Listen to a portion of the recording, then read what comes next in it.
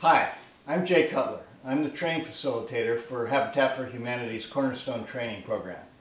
And I'm here to do several videos that will help you along the way as you take the Cornerstone program.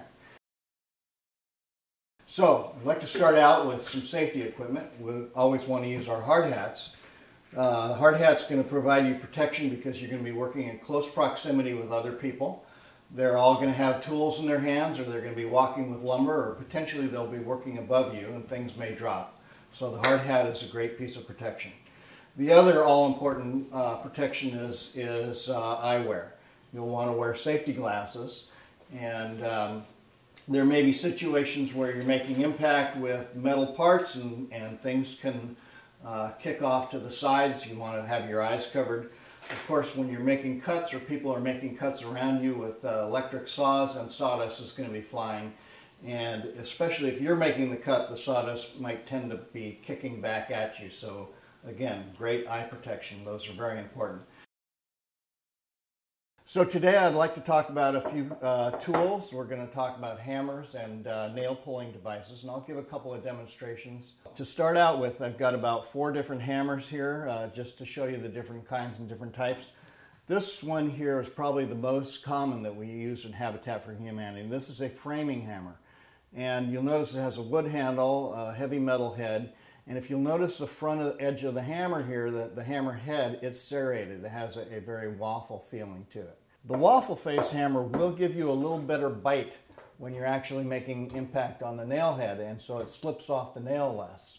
This is a smooth face hammer, and this is used for finish work. Primarily we use 3 types of nails. An 8-penny nail, that's the smallest. A 16-penny nail, this is the most commonly used for everything that we're going to do. And this is a 20-penny nail. This is only used under one circumstance, when we have a larger bottom plate. And of course, all these terms may be foreign to you at this point, but you'll get more of a feeling for it once we start the Cornerstone training program.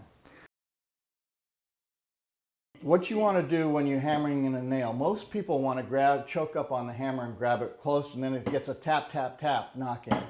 However, that's not as effective as grabbing it to the rear of the handle.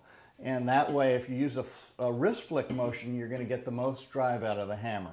So what the object here is to try and keep the hammer handle horizontal to the surface, because that way when it makes impact with the head, it'll be flat and square.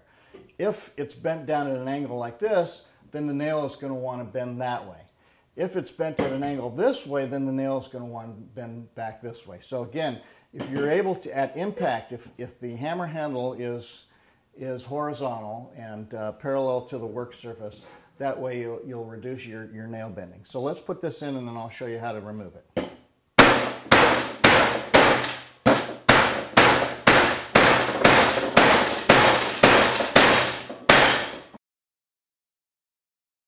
This is called a Wonder Bar, and this is for pulling nails.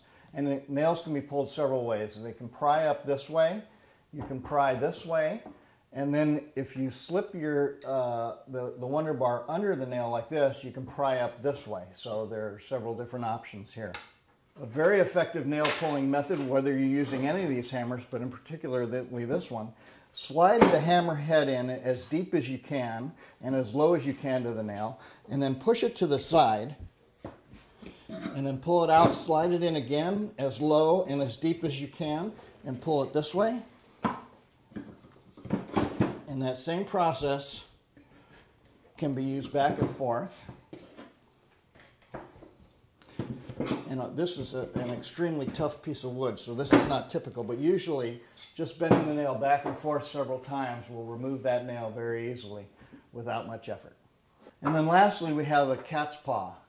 And the cat's paw is used for when you have a nail completely embedded. What I'm doing here is I'm putting the cat's paw at an angle to the nail, a little bit behind it, so I've got some open space of wood, and I'm going to hammer and get this positioned underneath the nail.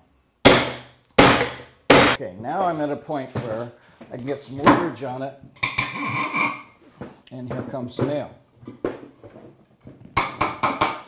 That's it for this video. Thank you.